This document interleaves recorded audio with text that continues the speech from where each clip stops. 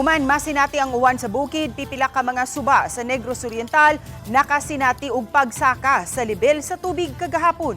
Aniya ang report.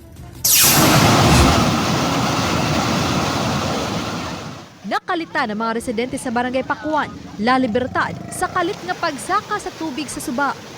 Daling mi-awas ang tubig sa spillway, hinungdan nga naglisud ang mga residente sa pagtabok. Ang mga nakuyawan nga motabok, stranded sa kilid sa Suba. Matod kang Konsehal Archer Sureño, nahibulong silang dihang mibaha kay walay uwan nga nasinati sa barangay. Nagpasalamat na lang ang mga barangay opisyal nga walay naanod dihang niabot ang bulog sa baha.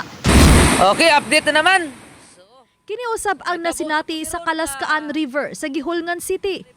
Kini ang Suba di inaanod ang managsoon nga milabang gikan sa eskwelahan. Matod kang Balubo Barangay Kapitan Jeffrey De La Rita, subsub ang ilang pagbantay aron walay mulabang sa Suba. Ilabi na nga nasinati ang pagsaka sa lebel sa tubig dihang pauliay na ang mga estudyante sa Balugo National High School. Sama sa Libertad, wala usab sila makasinati og uwan. Posible matod pa nga gikan ang baha sa bukirang parte sa probinsya. Sa monitoring sa Pag-asa Dumaguete, nakasinati og uwan ang pipila ka parte sa Negros Oriental nga epekto sa low pressure area. Obanik Lance Gabuti, Femery Dumabo, Balitang, Bisdak.